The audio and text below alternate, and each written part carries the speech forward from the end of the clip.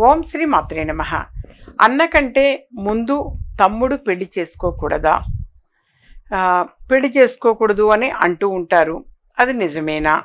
ఇలా ఎక్కువ మందికి అనేక ధర్మ సందేహము అనేది కలుగుతుంది. ఇప్పుడు కొంతమంది ఇళ్లల్లో అన్నయ్యకి ఎన్ని సంబంధాలు చూసినా ఒకవేళ రాకపోతే ఇప్పుడు తమ్ముడికన్నా కుదిరితే చేద్దాము అని ఇద్దరికి చూస్తూ ఉంటారు.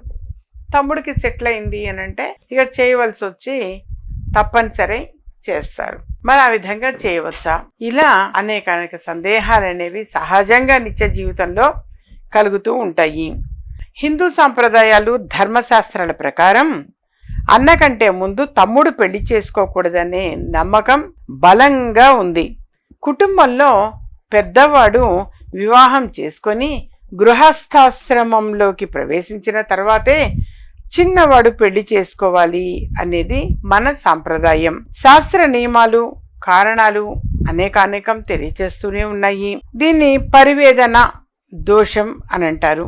అన్నకు పెళ్లి కాకుండా తమ్ముడు ముందు పెళ్లి చేసుకుంటే తమ్ముడు పరివేష్టిత దోషం బారిన పడతాడు అని, దానివల్ల అతనికి వైవాహిక జీవితంలో సమస్యలు ఏమైనా వస్తాయేమోనని పండితులు తెలియజేస్తూ ఉంటారు. పెద్దవాడు ముందుగా వివాహం చేసుకొని పితృ రుణం తీర్చుకోవాలి అనేది పెద్దల ఆలోచన.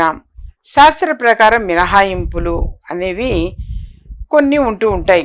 కొన్ని ప్రత్యేక పరిస్థితుల్లో అన్న ఉండగానే తమ్ముడు పెళ్లి చేసుకోవచ్చు అని హిందూ సనాతన ధర్మ గ్రంథాలు చెబుతున్నాయి.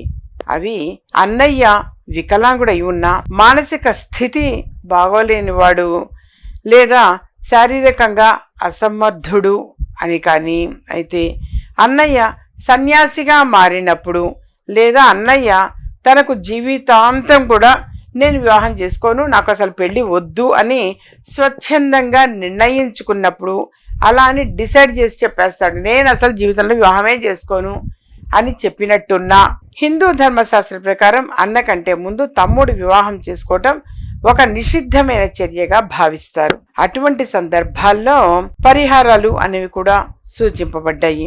ఈ ఆచారాలు నమ్మకాలు కుటుంబంలో క్రమబద్ధతను, పెద్దల పట్ల గౌరవాన్ని కాపాడటం కోసం ఏర్పడ్డాయి. యథార్థంగా మరి మన పెద్దవాళ్ళ మీద ఈ తమ్ముడికి అన్నయ్య మీద ఉన్న గౌరవంతో ఇలాంటివన్నీ కూడా ఏర్పడ్డాయి. కొన్ని తప్పనిసరి పరిస్థితుల్లో మాత్రం ఎగ్జంప్షన్ అంటారు, ఆ విధంగా చేసుకోవచ్చు. తప్పనిసరి పరిస్థితుల్లో చేస్తారు. అలా ఏంటంటే మరి అన్నకి వివాహం కాకుండా తమ్ముడికి వివాహం చేయవచ్చా అన్నదానికి చిన్న అన్నమాట క్లారిఫికేషను. తప్పనిసరి పరిస్థితుల్లో కొన్ని కారణాల వల్ల అన్నయ్య వివాహం అనేది అంగీకరించకపోతే, చేసుకోలేని పక్షంలో తమ్ముడికి వివాహం చేయవచ్చు చెప్పేసి పెద్దలు తెలియచేయటం జరిగింది.